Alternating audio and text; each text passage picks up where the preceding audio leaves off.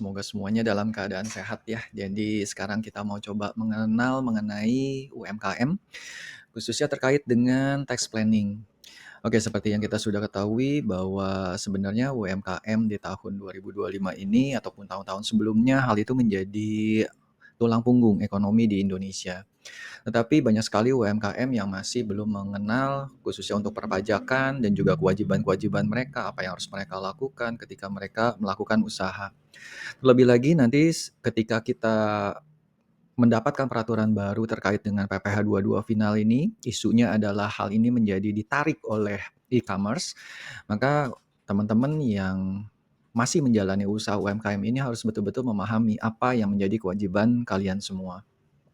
Kenapa tax planning ini penting? Karena tax planning ini akan membuat sesuatu ke depannya itu menjadi lebih sederhana.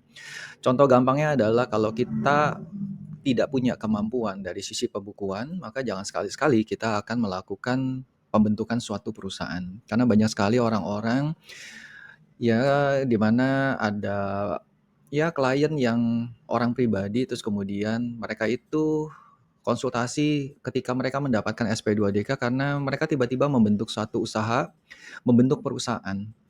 Di mana sebenarnya perusahaan ini tidak lagi digunakan. Nah, hal-hal seperti inilah yang menjadi masalah. Terlebih lagi kalau perusahaan ini ternyata sudah tutup atau mungkin usaha yang dilakukan oleh teman-teman itu nggak akan panjang. Ya, hal-hal seperti itu menjadi pertimbangan. Oke, kita langsung aja ya. Jadi yang pertama adalah kalau kita melihat daripada satu bentuk usaha, maka teman-teman harus sudah bisa memastikan teman-teman itu punya kemampuan nggak dari sisi perpajakan. Melakukan pembukuan, melakukan apa ya disebutnya ya, penataan di dalam dokumentasi dan sebagainya. Karena dokumennya itu juga harus disimpan terus-menerus. Ketika teman-teman tidak memiliki hal itu maka, aku sarankan ya teman-teman tetap saja sebagai wajib pajak UMKM khususnya untuk orang pribadi.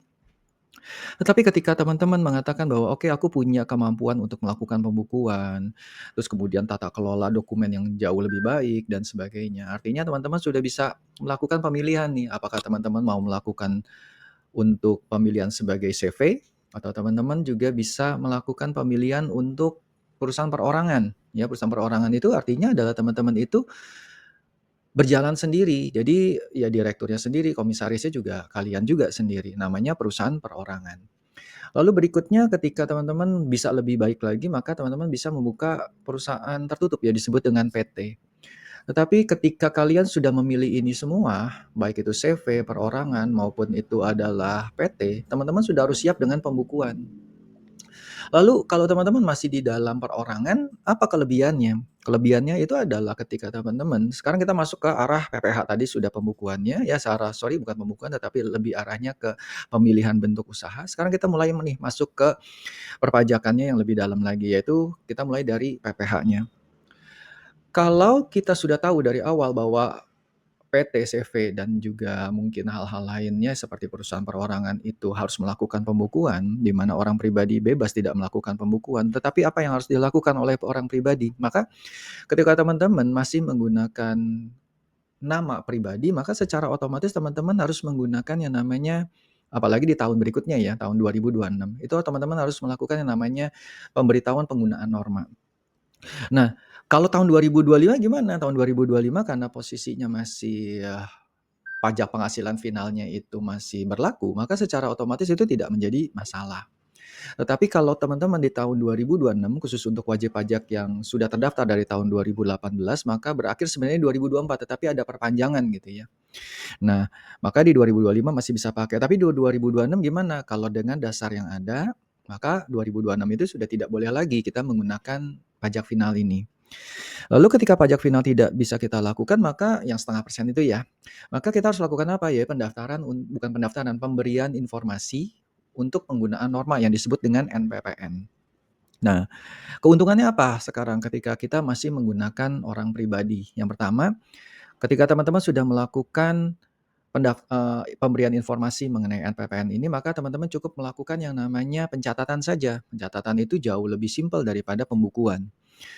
Nah, terus kemudian kalau kalian masih terdaftar di 2025 untuk wajib pajak final, maka teman-teman masih bisa menggunakan batasan 500 juta. 500 jutanya itu seperti apa? Jadi kalau teman-teman punya omset 499 juta peredaran bruto ya, maka secara otomatis teman-teman tuh nggak bayar pajak gitu. Nah, tetapi kalau teman-teman di atas itu, maka di atas misalnya 501 juta, maka 1 jutanya saja yang dikenakan. Nah, tetapi teman-teman harus ingat peredaran brutonya ini tuh seperti apa. Peredaran bruto itu adalah penjualan kalian sebelum dilakukan potongan harga.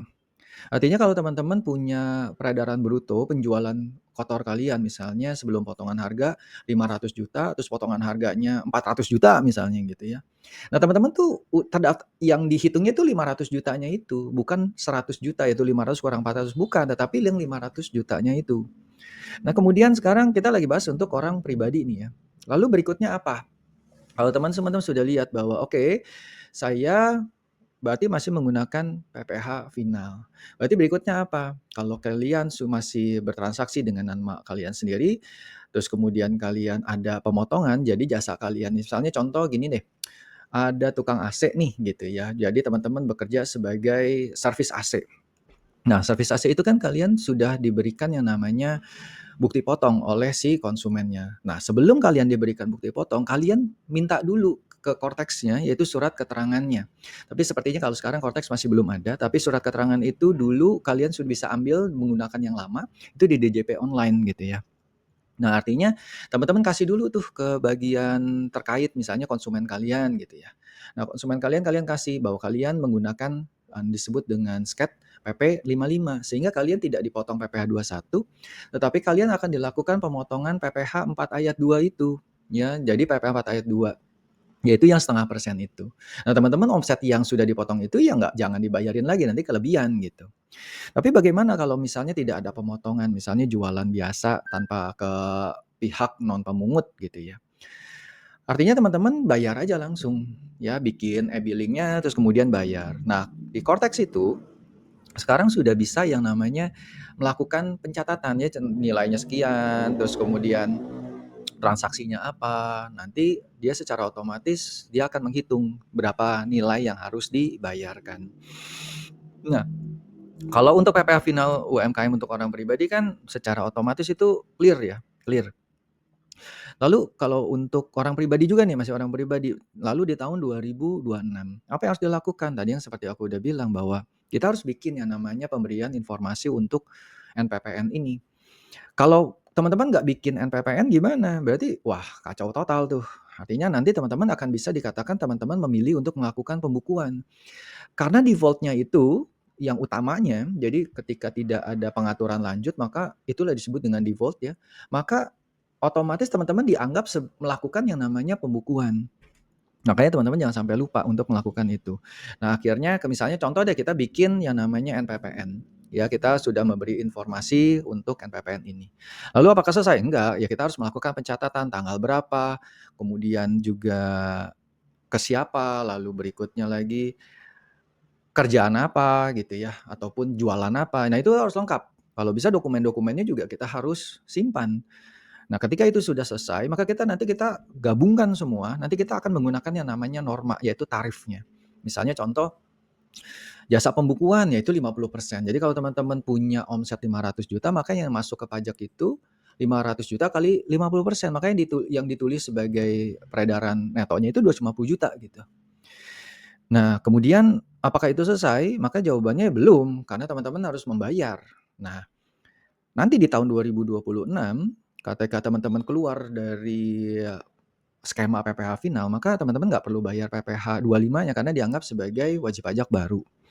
Tetapi bagaimana di 2027? Artinya 2026 sudah menggunakan PPh biasa nih. Nah, kemudian ketika PPh biasa terjadi, lalu ada kurang bayar, nah ini nanti PPh 25 akan muncul di tahun 2027. Nah, singkatnya seperti itu. Terus bagaimana dengan yang namanya kalau kita melakukan pembuatan perusahaan?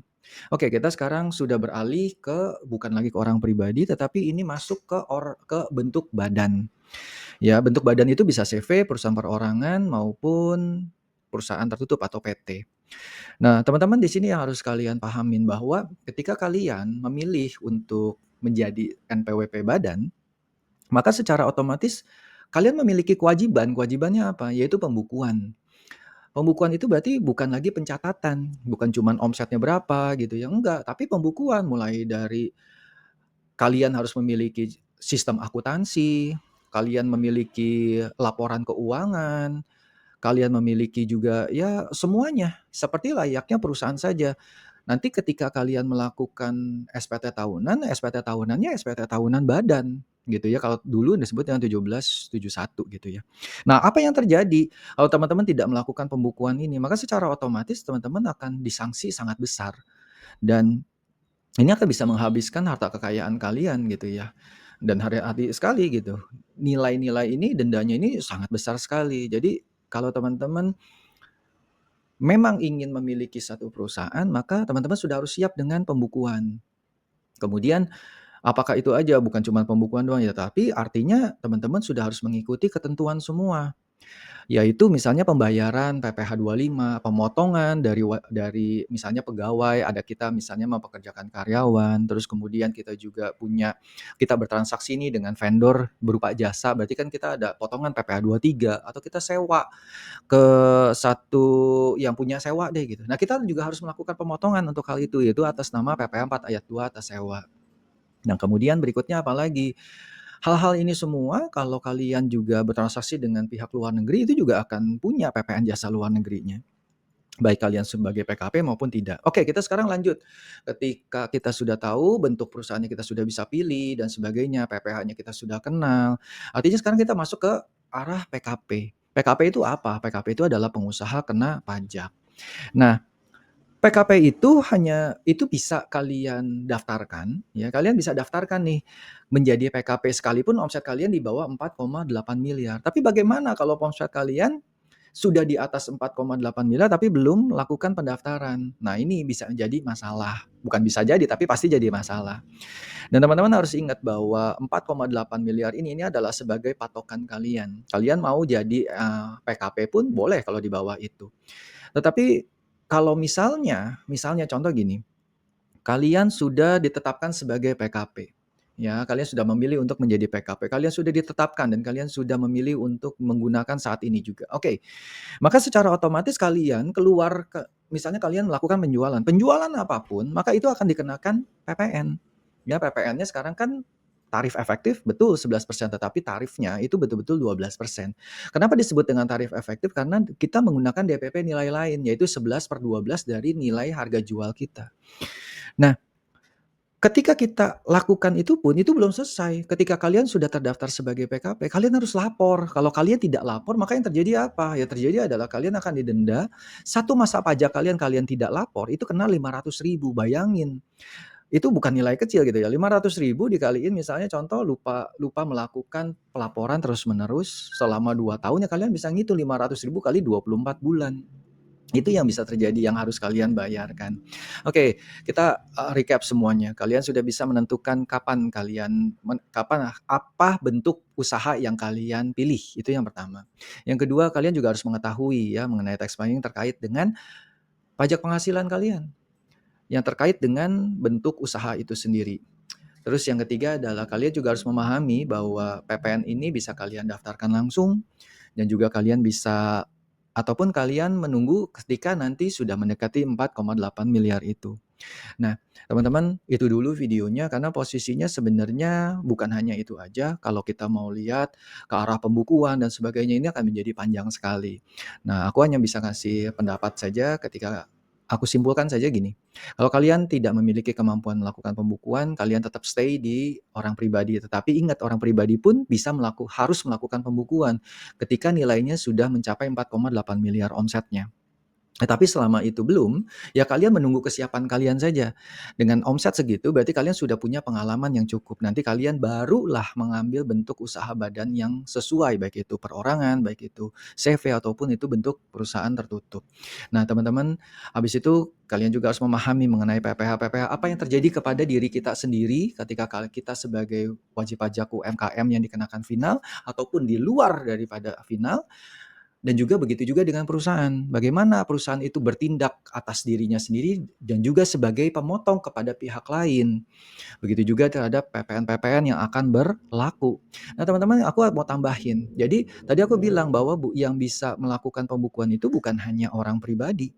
Ya, sorry, bukan hanya untuk badan, tetapi juga bisa saja orang pribadi.